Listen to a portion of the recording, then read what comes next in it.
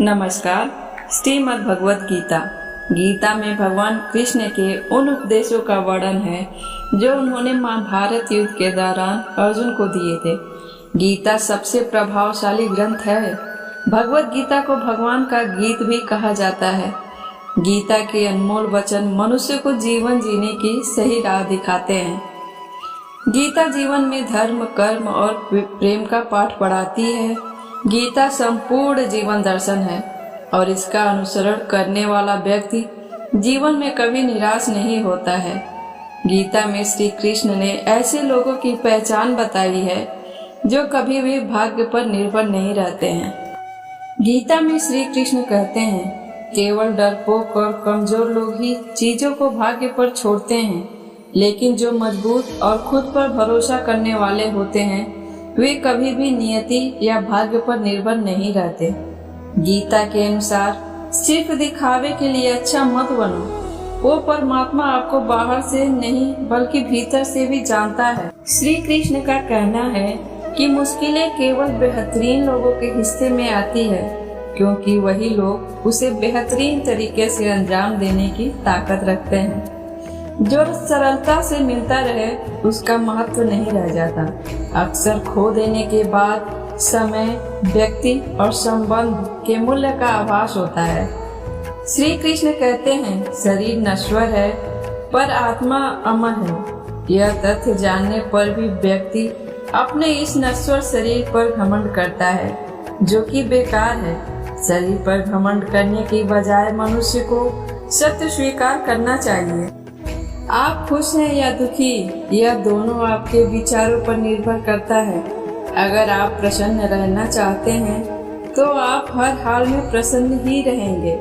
अगर आप नकारात्मक विचार लाते हैं तो आप दुखी ही होंगे। विचार ही व्यक्ति का शत्रु और मित्र होता है।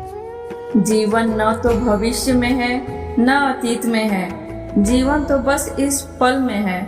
जन्म लेने वाले के लिए मृत्यु उतनी ही निश्चित है जितना कि मरने वाले के लिए जन्म लेना। इसलिए जो अपरिहार्य है उस पर शोक नहीं करना चाहिए। कोई भी व्यक्ति जो चाहे बन सकता है यदि वह व्यक्ति एक विश्वास के साथ इच्छित वस्तु पर लगातार चिंतन करे। मैं सभी प्राणियों को एक समान रूप से देखता हूँ। मेरे लिए ना कोई कम प्रिय है ना ही ज्यादा, लेकिन जो मनुष्य मेरी प्रेम पूर्वक आराधना करते हैं वो मेरे भीतर रहते हैं और मैं उनके जीवन में आता हूँ। मनुष्य अपने विश्वास से निर्मित होता है। जैसा वह विश्वास करता है वैसा वह बन जाता है।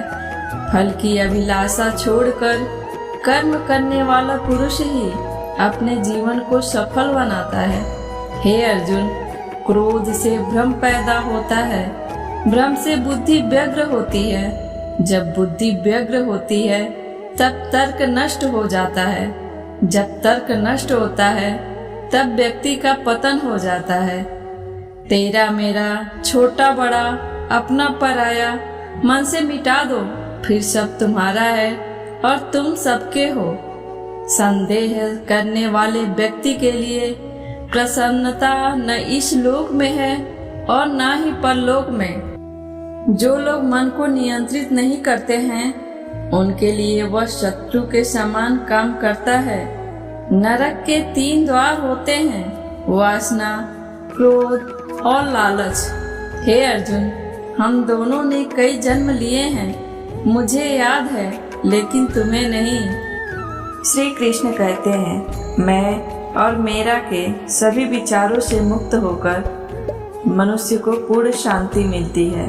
इंसान जब मैं और मेरा के सब के सोच से मुक्त हो जाता है तो उसे संपूर्ण शांति मिलती। जो जन्मा है उसके लिए मृत्यु उतनी ही निश्चित है जितना कि जो मर चुका है उसके लिए जन्म लेना निश्चित है। इसलिए जो अपरिहार्य है उसके लिए शोक मत करो। जन्म हुआ तो मृत्यु जरूरी है और मृत्यु हुई तो फिर जन्म जरूरी है। इसलिए जो अंत भाव है उसके लिए दुख ना करो। खुशी मन की एक अवस्था है और इसका बाहरी दुनिया से कोई लेना देना नहीं है। श्री कृष्ण कहते हैं, अपने काम को आसान बनाओ, संगठित हो जाओ और वर्तमान में जियो। आपकी दिन प्रतिदिन की गतिविधियों से आपकी खुशी नहीं छीननी चाहिए। इस प्रकार गीता मानव भाग्य को पूरी तरह से मानव हाथों में रखती है। इसकी दुनिया नियतिवादी नहीं है, लेकिन न ही यह अंधे मौके की अभिव्यक्ति है। हम खुद को और अपनी दुनिया को उस आधार पर आकार देते हैं जिस पर हम विश्वास करते हैं, सोचते हैं और कार्य करते हैं, चाहे वह अच्छे के लिए हो या बुरे के लिए। यही तो गीता का कहना है कि इंसान का भाग्य उसके अपने हाथ में है। दुनिया कोई निश्चित नहीं है और ना ही ये अंधा संसार है।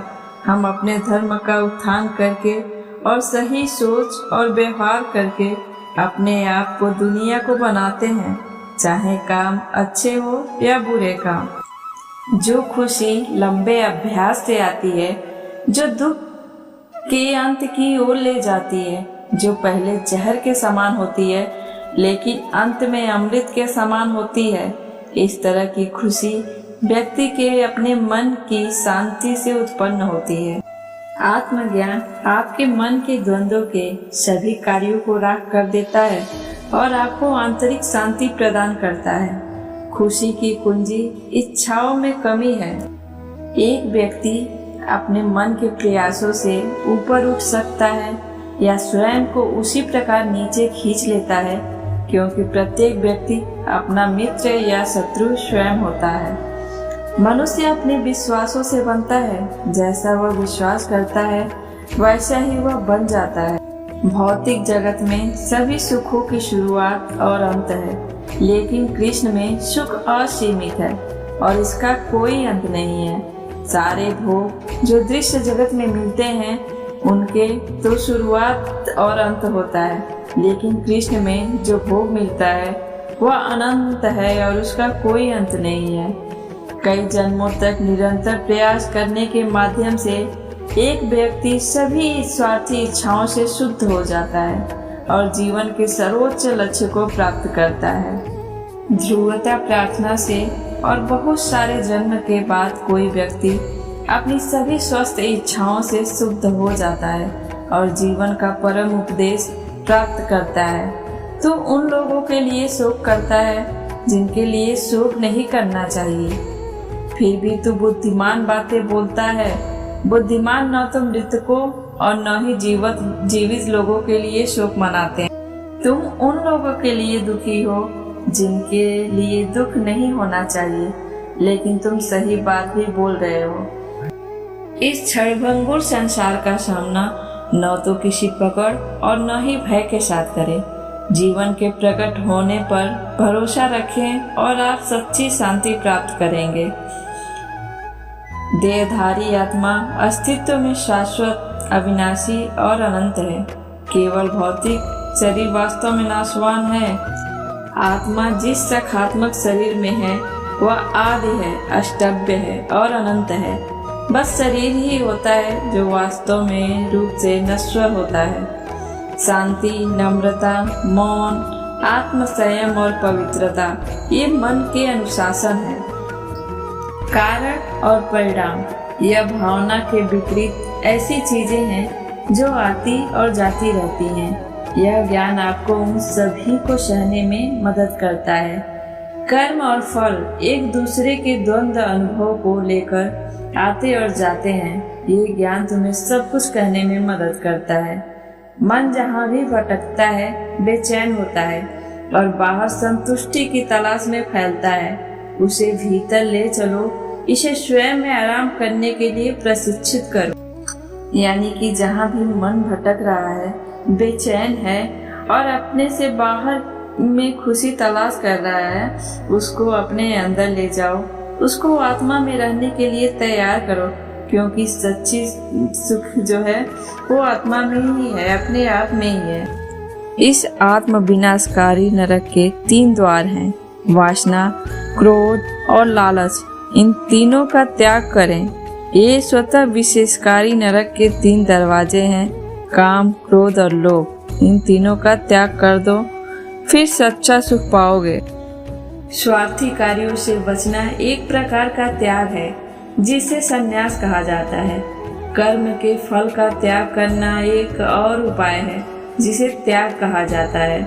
निष्काम कर्म एक प्रकार का त्याग है, जिसको संन्यास कहते हैं। कर्म का फल त्याग करना दूसरा त्याग है, जिसे त्याग कहते हैं। कुछ लोग जहाँ भी जाते हैं खुशियाँ फैलाते हैं, दूसरे जहाँ भी जाते हैं खुशियाँ पैदा करते हैं। धीरे धीरे अभ्यास करने से जो खुशी आती है, जो दुख खत्म कर देती है, जो शुरू में जहर जैसी लगती है लेकिन फिर अमृत जैसी लगती है, इस प्रकार की खुशी आदमी की शांति से उठती है।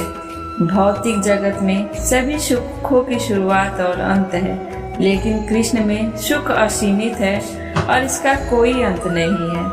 संदेह करने वाले के लिए न तो यह दुनिया है, न ही परे की दुनिया और न ही खुशी। संदिग्ध लोगों के लिए ना तो ये दुनिया है, न परलोक है और न ही खुशी है। मौत एक पुराना कोट उतारने से ज्यादा दर्दनाक नहीं है।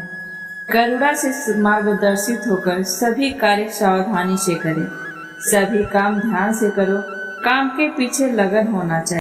कुछ लोग ध्यान के माध्यम से बुद्धि द्वारा हृदय में ईश्वर को समझते हैं, कुछ लोग ध्यान ज्ञान योग से और कुछ लोग कर्म योग से। हालांकि कुछ लोग ब्रह्म को नहीं समझते हैं, लेकिन दूसरों से सुनकर पूजा करना शुरू कर देते हैं। उन्होंने जो कुछ सुना है उस पर दृढ़ विश्वास के कारण वे मृत्यु को भी पार कर जाते हैं। श्री कृष्ण कहते हैं, सदा मेरे प्रति जागरूक रहो, मेरी पूजा करो, हर कार्य मेरे लिए अर्पित करो और तुम मेरे पास आओगे, यह मैं वादा करता हूँ, क्योंकि तुम मुझे प्रिय हो। हमेशा मुझे ध्यान में रखो, मेरी पूजा करो, हर काम मुझे भोग देना और तुम मुझे मिलेंगे, ये मैं वादा करता हूँ, क्योंकि तुम मुझे प्यारे हो। आत्मबोध में स्थापित लोग अपनी इंद्रियों को नियंत्रित करने देने के बजाय अपनी इंद्रियों को स्वयं नियंत्रित करते हैं। अपने आप पर छोड़ दिया जाए तो मन व्यक्तित्व के वही पुराने अभ्यस्त पैटर्न दोहराता रहता है। हालांकि दिमाग को प्रशिक्षित करके कोई भी आगे बढ़ना और सोचने के पुराने तरीके को बदलना सीख सकता है। यह योग का केंद्रीय सिद्धांत है। किसी और के जीवन की नकल करके पूर्णता के साथ जीने की अपेक्षा अपने भाग्य को अपूर्ण रूप से जीना बेहतर है। वैराग्य के दृष्टिकोण की शरण लें और आप आध्यात्मिक जागरूकता की संपत्ति अर्जित करेंगे।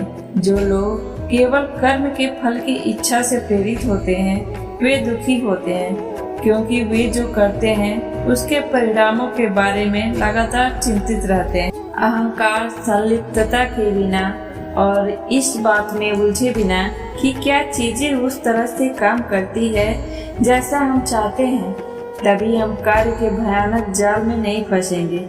हम अपने कर्तव्यों से विमुख होकर कर्म से बचने की उम्मीद नहीं कर सकते। यहाँ तक कि दुनिया में जीवित रहने के लिए भी हमें कार्य करना होगा। हालांकि जब चेतना एकीकृत होती है तो सारी व्यर्थ चिंताएं पीछे छूट जाती है। चिंता का कोई कारण नहीं है, चाहे चीजें अच्छी चल रही हो या खराब। इस प्रकार गीता मानव भाग्य को पूरी तरह से मानव हाथों में रखती है। इसकी दुनिया नियतिवादी नहीं है, लेकिन न ही यह अंधे अवसर की अभिव्यक्ति है। हम खुद को और अपनी दुनिया को उस आधार पर आकार देते हैं जिस पर हम विश्वास करते हैं, सोचते हैं और कार्य करते हैं, चाहे वह अच्छे के लिए हो या बुरे के लिए। जो खुशी लंबे अभ्यास से मिलती है, जो दुख के अंत की ओर ले जाती है। जो लोग अच्छे काम करते हैं उनका बुरा अंत नहीं होगा, इस दुनिया में या फिर दूसरी दुनिया में भी नहीं। जिसने विश्वास नहीं किया उसके लिए ना तो ये दुनिया है, ना ही दूसरी दुनिया और ना ही सुख। जब ध्यान में महारत हासिल हो जाता है तो मन हवा रहित स्थान में दीपक के लौ की तरह अटल रहता है। मनुष्य अपने विश्वास से बनता है, जैसा वह विश्वास करता है वैसा ही वह होता है। आत्मा न तो जन्म लेती है और न ही मरती है। जो कुछ भी हुआ अच्छे के लिए हुआ, जो भी हो रहा है अच्छे के लिए हो रहा है, और जो होगा वह भी अच्छे के लिए ही होगा। देखते या सुनते, छूते या सूंघते समय, खाना, घूमना या सोना, सांस लेना या बोलना, छोड़ना या पकड़ना, यहाँ तक कि आंखें खोलना या बंद करना, वे समझते हैं कि ये केवल इंद्रिय विषयों के बीच इंद्रियों की गतिविधियां हैं। परिवर्तन ब्रह्मांड का नियम है। आप एक पल में करोड़पति या एक पल में कंगाल हो सकते हैं। पृथ्वी, जल, अग्नि, वायु, आकाश, मन, बुद्धि और अहंकार, ये मेरी प्रकृति के 8 विभाग हैं। जोश, धैर्य, इच्छा शक्ति, पवित्रता विकसित करें, द्वेष और अभिमान से बचे रहें। जो लोग तामसिक हैं वे अपना सुख नींद, आलस और नशे से प्राप्त करते हैं। आदि और अंत दोनों में यह सुख भ्रम है। हमारे साथ जो होता है उसके लिए हम स्वयं जिम्मेदार हैं, चाहे हम समझ सकें या नहीं। इसका तात्पर्य यह है कि स्वयं को बदलकर हम अपने साथ जो होता है उसे बदल सकते हैं। हम अपना भाग्य अपने हाथों में ले सकते हैं। व्यक्ति वही है, वह बस गुरु की क्रीड़ा का अनुभव कर रहा है। जब तक वह अपने शरीर और दिमाग से पहचान रखता है तब तक वह इस नाटक की दया पर निर्भर है। राजसिक व्यक्ति ऊर्जा से भरपूर होता है, तामसिक व्यक्ति सुस्त, उदासीन और संवेदनशील होता है। सात्विक व्यक्ति शांत, साधन संपन्न, दयालु और निस्वार्थ होता है। फिर भी ये तीनों हमेशा जागरूकता के लिए किसी न किसी स्तर पर मौजूद रहते हैं और उनका अनुपात बदलता रहता है। उनकी परस्पर क्रिया व्यक्तित्व की गतिशीलता है। जब आपका मन द्वंद्व के भ्रम पर काबू पा लेगा तो आप अपनी सुनी हुई बातों और सुनी हुई बातों के प्रति पवित्र उदासीनता की स्थिति प्राप्त कर लें। आत्मनिपुणता के लिए संघर्ष जो मनुष्य को करना होगा यदि उसे जीवन में विजयी होना है। निडर और शुद्ध रहो। आध्यात्मिक जीवन के प्रति अपने दृढ़ संकल्प या समर्पण में कभी भी डगमगाए नहीं।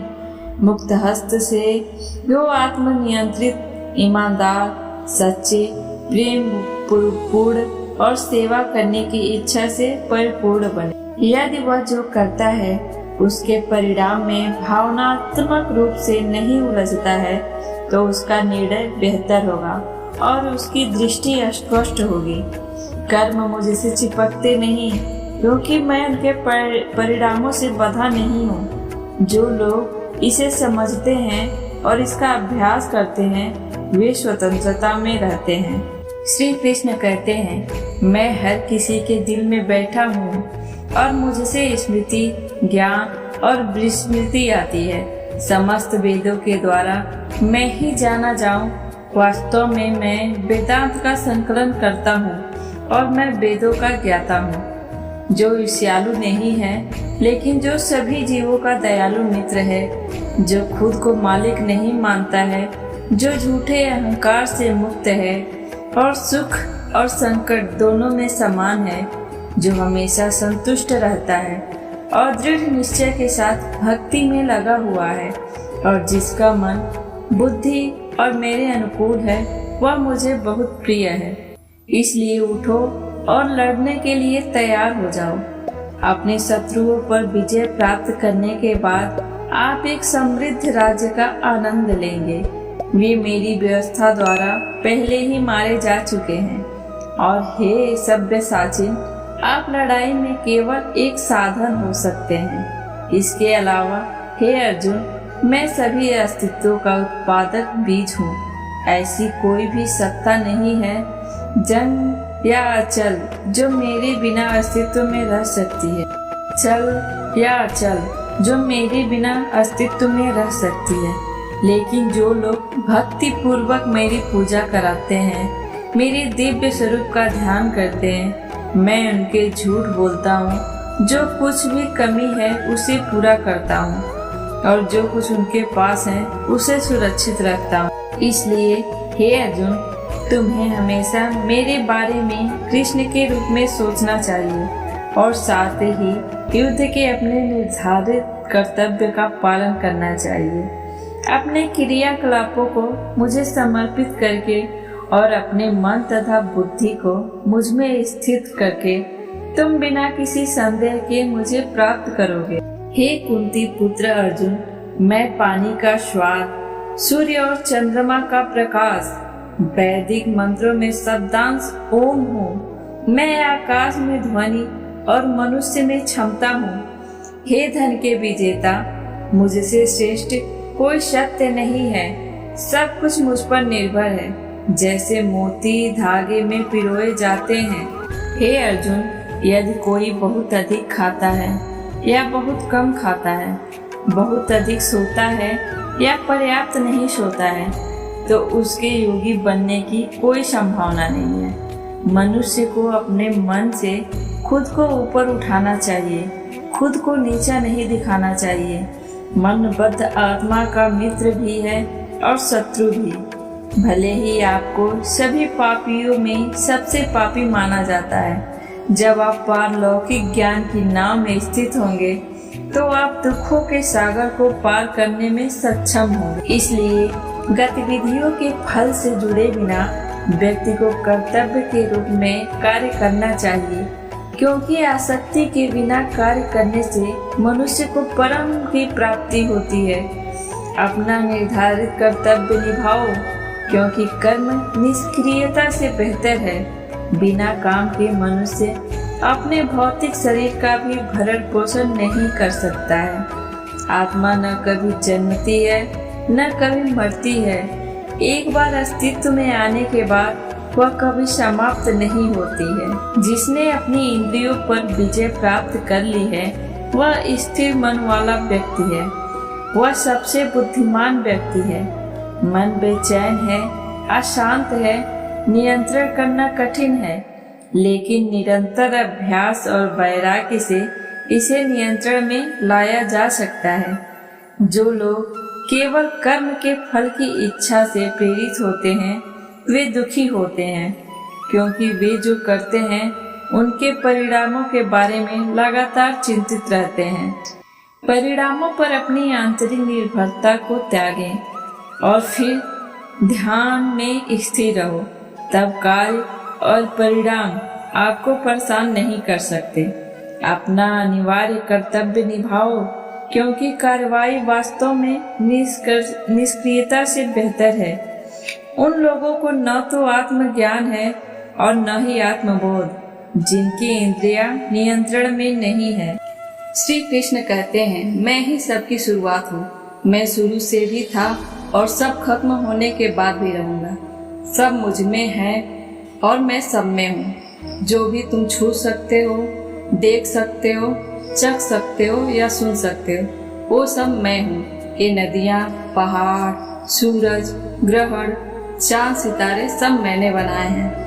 मैंने ही भगवान, शैतान, राक्षस और इंसान बनाया है। मैं सर्वव्यापी हूँ, सब में रहता हूँ। सब मैं हूँ, मैं हूँ, मैं ही हूँ। मैं ही ब्रह्मा बनकर सब बनाता हूँ और रुद्र बन के सब नष्ट कर देता हूँ। मैं ये सृष्टि यूं ही बनाता और तोड़ता रहूंगा, ताकि आत्माओं को मौके मिल सके इस जन्म और मृत्यु से मोक्ष पाने को, हमेशा के लिए परमात्मा के साथ रहने को।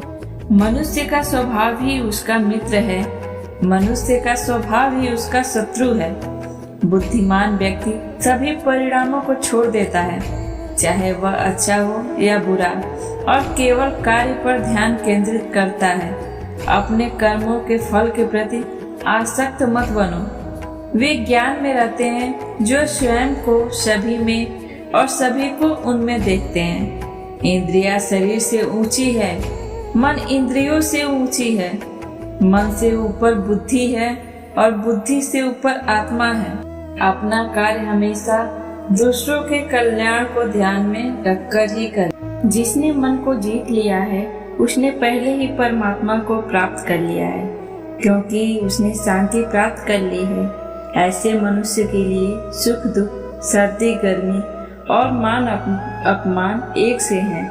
आत्मा को शस्त्र काट नहीं सकते और न अग्नि इसे जला सकती है। जल इसे गीला नहीं कर सकता और वायु इसे सुखा नहीं सकती। जो दान कर्तव्य समझकर बिना किसी संकोच के किसी जरूरतमंद व्यक्ति को दिया जाए वह सात्विक माना जाता है।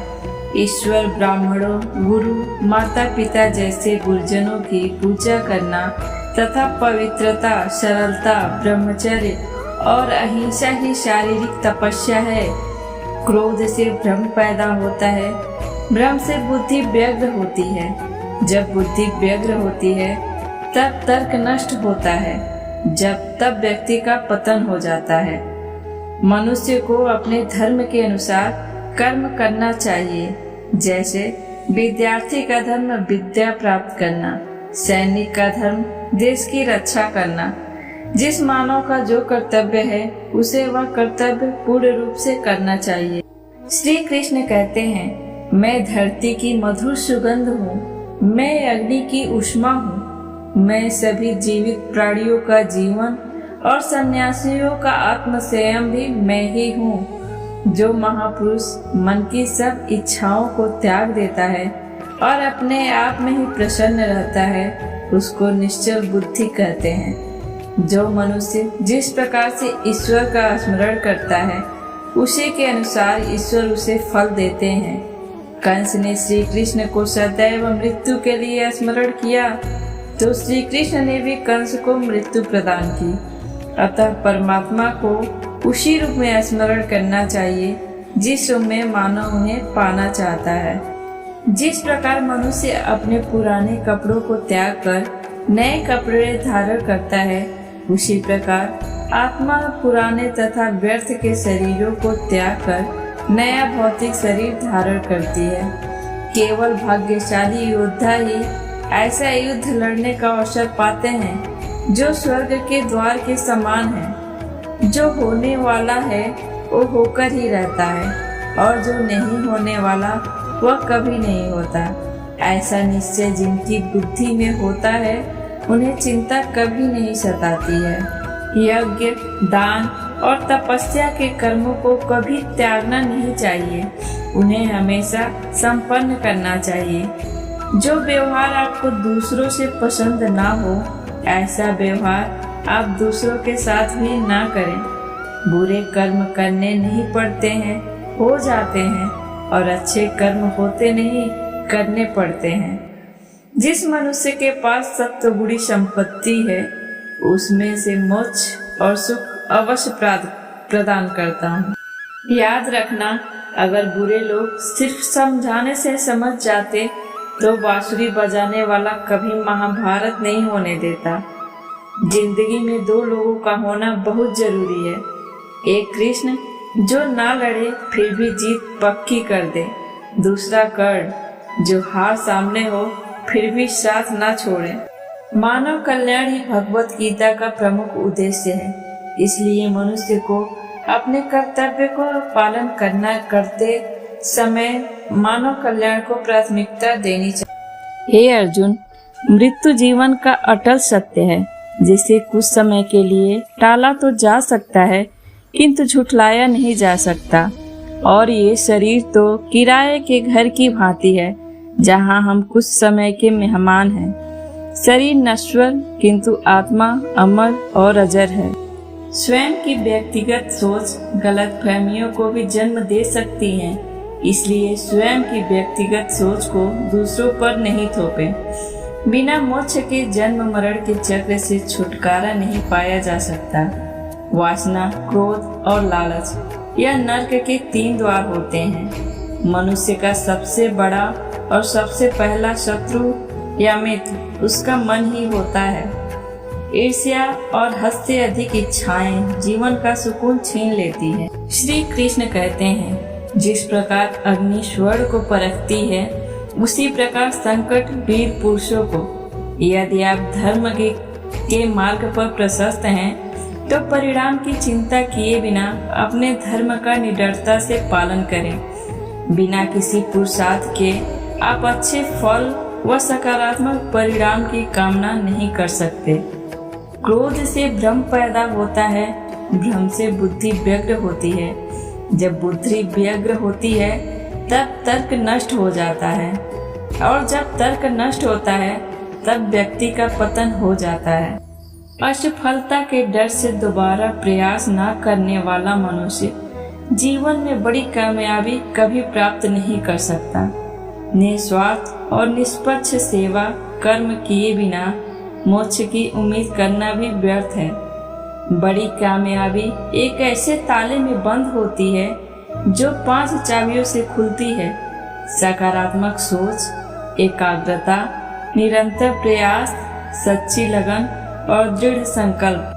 लक्ष्य प्राप्त करने हेतु उस कर्म में पूर्ण समर्पण अति आवश्यक है। इसके लिए धन की लालसा मन से निकालकर अपने कर्म पर एकाग्र होना चाहिए। जब भी मनुष्य स्वयं की इंद्रियों के अधीन हो जाता है तो लालच, आलस, वासना जैसी विकारताएं मन पर सवार हो जाती हैं। क्रोध सोचने की ताकत को भर लेता है, जिस वजह से सही फैसले ले पाना कठिन हो जाता है।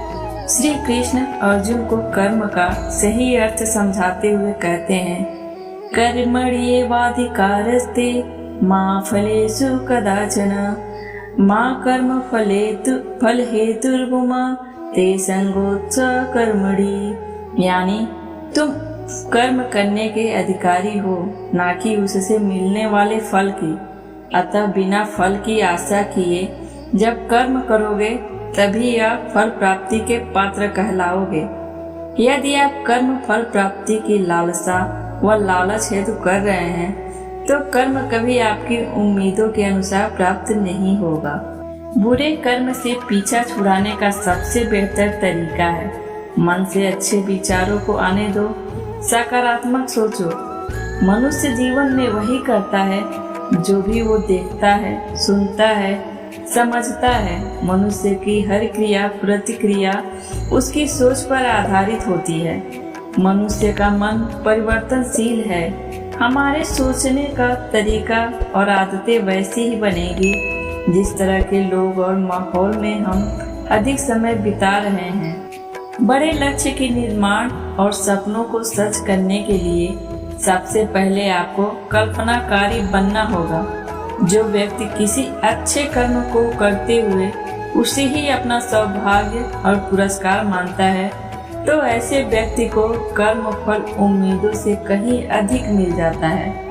जो व्यक्ति कर्म की अभिलाषा है तो कर्म करता है, फिर जब उसे उम्मीदों अनुसार फल प्राप्ति नहीं होती तो वह निराश और दुखी होता है। फल की आशा से कर्म करने वाले मनुष्य का मन कभी शांत व संतुष्ट नहीं होगा, क्योंकि उसकी लालसा हर नए शिखर पर पहुंचती रहेगी।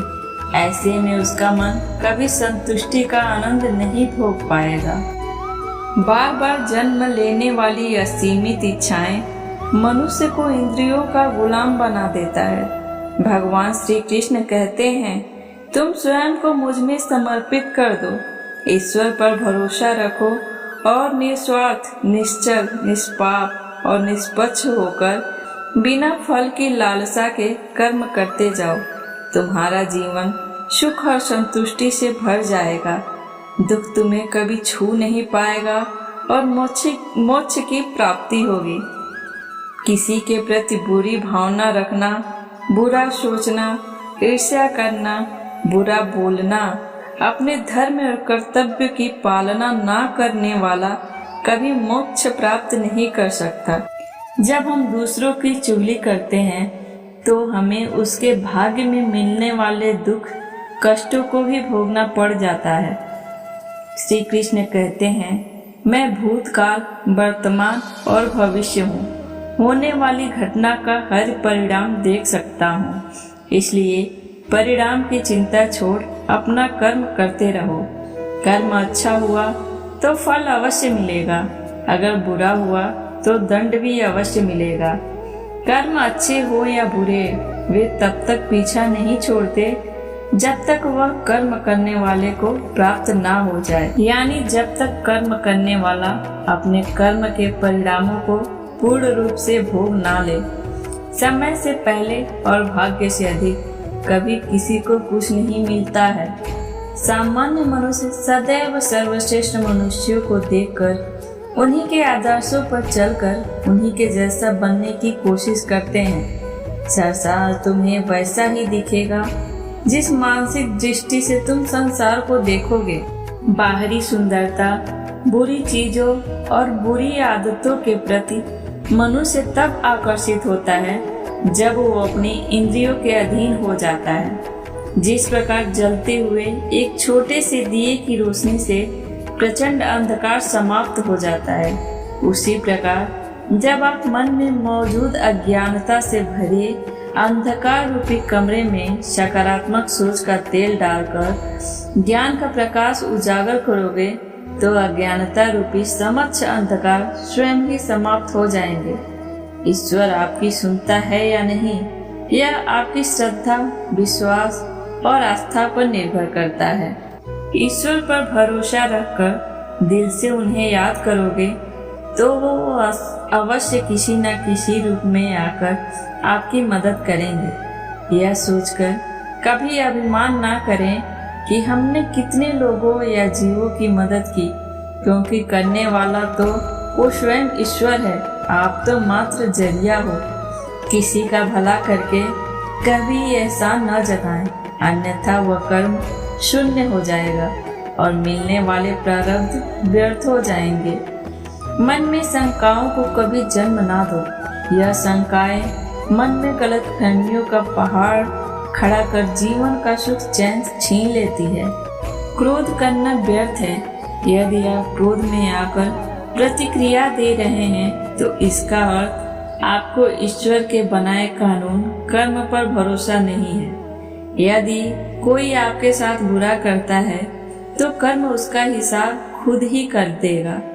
मन को सदैव नियंत्रित करके चलो, अन्यथा ये मन आपका सबसे बड़ा शत्रु बनकर आपसे बुरे कर्म करवा सकता है।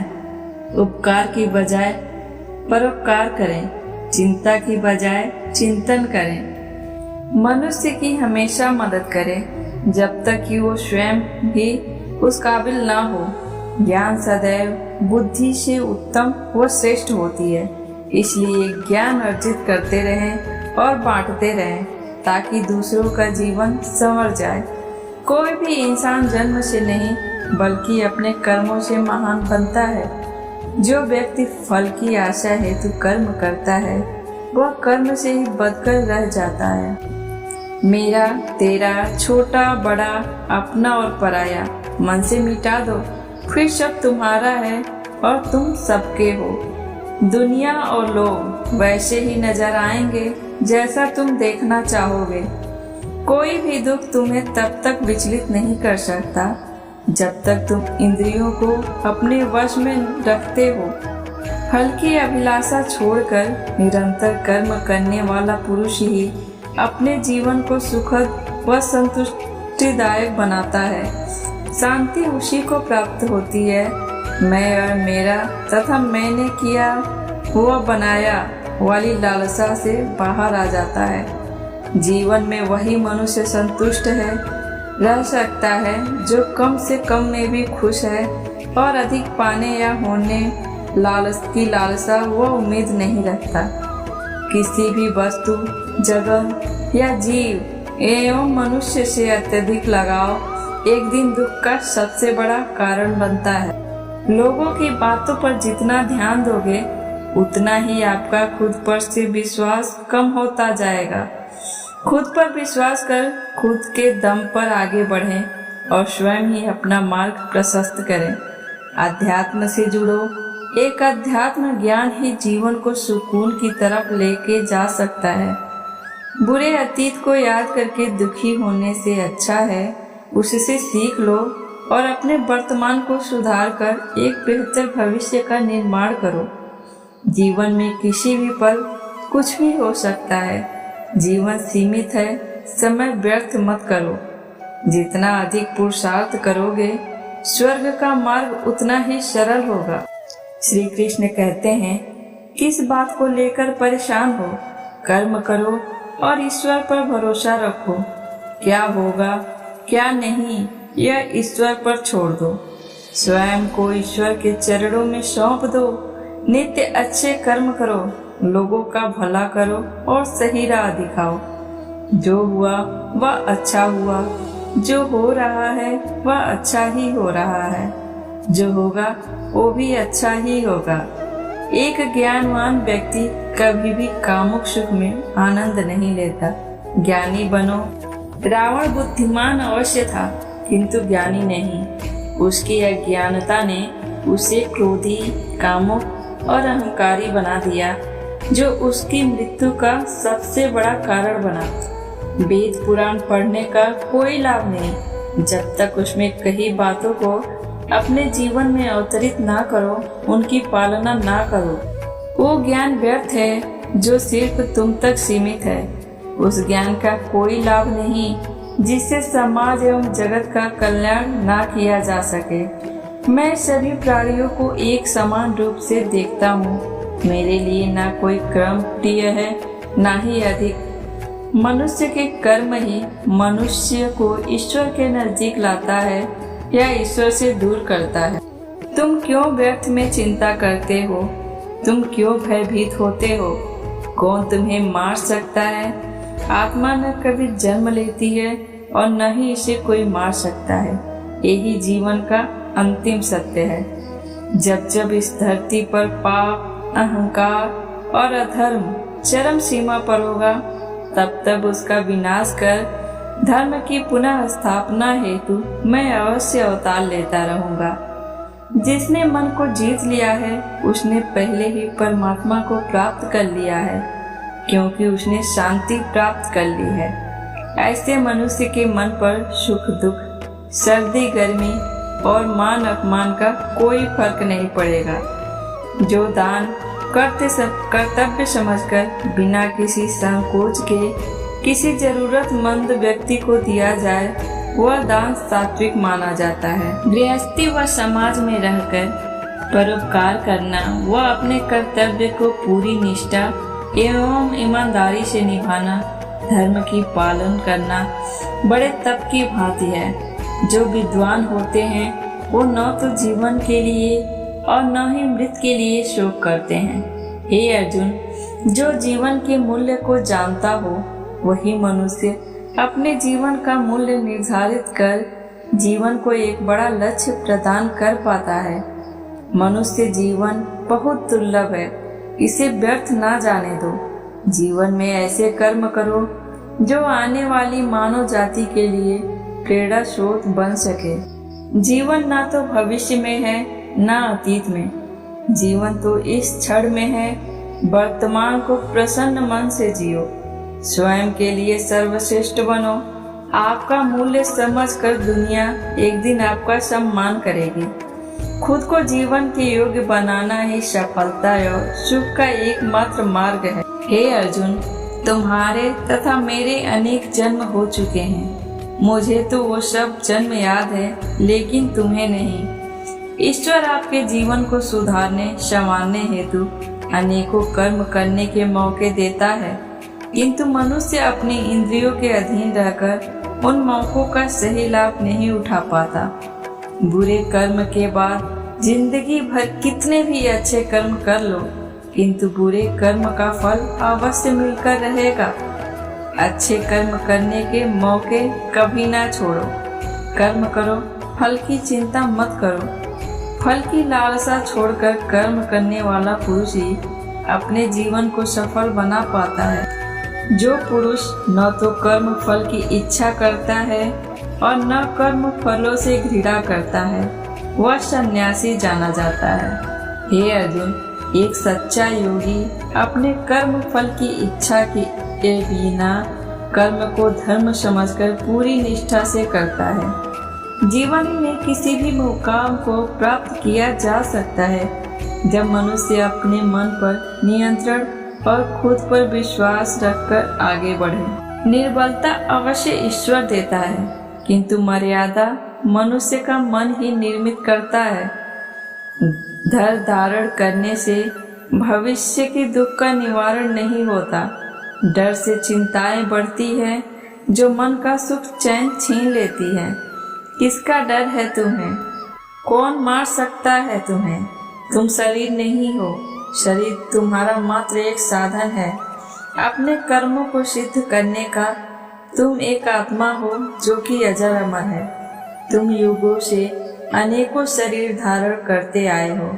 अब मानव शरीर तुम्हें प्राप्त हुआ, अपने कर्मों को सिद्ध करो। जीवन का मात्र उद्देश्य परोपकार करना, जरूरतमंद की निस्वार्थ मदद करना है। जो व्यक्ति निरंतर और अविचलित भाव से भगवान के रूप में मेरा स्मरण करता है, वह मुझको अवश्य ही पा लेता है। कोई व्यक्ति मेरे अस्तित्व को नकारे, उससे मुझे कोई फर्क नहीं। बस वो मनुष्य दिल का साफ, कर्म का नेक, ईमानदार, भला मनुष्य होना चाहिए। निस्वार्थ भाव से किसी की मदद करना, सेवा समझकर दान पुण्य करना, निष्पक्ष होकर निर्णय करना, कर्म करना, यह तमाम कर्म मेरी भक्ति करने समान ही है। ऐसे मनुष्य मुझे अति प्रिय हैं। श्री कृष्ण कहते हैं, मैं श्रद्धा भाव का भूखा हूँ। अगर कोई प्रेम और भक्ति के साथ मुझे पत्र, फूल, फल या जल प्रदान करता है तो मैं उसे अवश्य स्वीकार करता हूँ, अन्यथा 56 भोग भी मेरे लिए तुच्छ है। हे अर्जुन, को क्रोध से भ्रम पैदा होता है। भ्रम से बुद्धि गलत सही का निर्णय लेने में विफल रहती है। ऐसे में क्रोधी मन तर्क को नष्ट कर भ्रम पैदा करता है, जिस आधार पर कोई भी प्रतिक्रिया पछतावे का कारण बनता है। प्रत्येक बुद्धिमान व्यक्ति को क्रोध और लोभ त्याग देना चाहिए, क्योंकि इससे आत्मा का पतन होता है। मनुष्य योनि का मिलना बहुत दुर्लभ है। पापी मनुष्य को पशु जानवर की योनि में ही जन्म लेकर अपने पापों को भोगना पड़ता है। भले और निष्पाप मनुष्य पुनः मनुष्य योनि में जन्म लेते हैं और अपने कर्मों को सिद्ध कर समाज और संसार को एक नई दिशा देते हैं। मैं कि कर्म का बाधक नहीं बनता। धरती पर मनुष्य जो कुछ भोग रहा वो सब उनके कर्मों की देन है। महाभारत का युद्ध आप सभी के कर्मों का ही परिणाम है। महाभारत का ये युद्ध क्यों हुआ और युद्ध में क्या हुआ, ये युगों युगों तक मानव जाति को अनेकों सीख देता रहेगा। उन्हें जीवन की सही राह दिखाता रहेगा, ताकि वह जीवन में सही निर्णय लेकर अपने जीवन को सार्थक कर सके। भगवत गीता के दौरान भगवान श्री कृष्ण अर्जुन को दिव्य दृष्टि देते हुए अपने दिव्य विराट स्वरूप के दर्शन कराते हुए कहते हैं, हे अर्जुन, मैं स्वयं ही सृष्टि का रचनाकार, पालनहार और संहार करता हूँ। मैं हर जगह हूँ और हर चीज मुझ में समाहित है। मैं ही धरती, मैं ही अंबर और मैं ही अंतरिक्ष भी हूँ। देवता, राक्षस, यक्ष, गंधर्व, प्रेत भी मैं ही हूँ। मैं सुख दुख, जीवन मृत्यु से परे हूँ। मैं वेदों का ज्ञान हूँ, सूर्य का तेज हूँ, प्रकाश की गति हूँ। महाभारत का ये युद्ध भी मैं ही हूँ। इसकी शुरुआत, परिणाम और अंत भी मैं ही हूँ। मैं ही शून्य और असंख्य भी। हर कर्म की शुरुआत और उसका परिणाम भी मैं ही हूँ। राम भी मैं और परशुराम भी मैं ही हूँ। जो हो चुका, जो हो रहा है और जो होने वाला है, उन सब का परिणाम हूँ मैं हर जीव और हर मनुष्य में वास करता हूँ। भूतकाल, वर्तमान और भविष्य काल भी मैं ही हूँ। राम भी मैं और परशुराम भी मैं ही हूँ। जो हो चुका, जो हो रहा है और जो होने वाला है, उन सब का परिणाम हूँ मैं हर जीव और हर मनुष्य में वास करता हूँ। भूतकाल, वर्तमान और भविष्य काल भी मैं ही हूँ। स्त्री की मर्यादा, ताकत और ममता हूँ मैं। संतों की निश्चल वाणी, हवन का तप और श्राप का वरदान का सत्य होना भी मैं ही हूँ। अग्नि, वायु सब मुझ में समाहित है। अच्छाई, बुराई, संकल्प, अभिमान सब मैं ही हूँ। तुम स्वयं को मुझे समर्पित कर दो और निस्वार्थ कर्म करते जाओ। दोस्तों, भगवान श्री कृष्ण जी के यह अनमोल वचन, सुविचार, खूबसूरत उपदेश आपके जीवन को खूबसूरत बना देंगे। अगर आपको यह वीडियो पसंद आई हो तो इसे सब जगह शेयर करें, ताकि सभी लोग भगवान कृष्ण के ज्ञान से भरे इन अद्भुत उपदेशों को सुनकर अपने जीवन को सार्थक बना सकें। और मेरे चैनल को सब्सक्राइब करके बेल आइकन प्रेस कर दीजिए, ताकि ऐसी ही वीडियो आपको आगे भी मिलती रहे। धन्यवाद।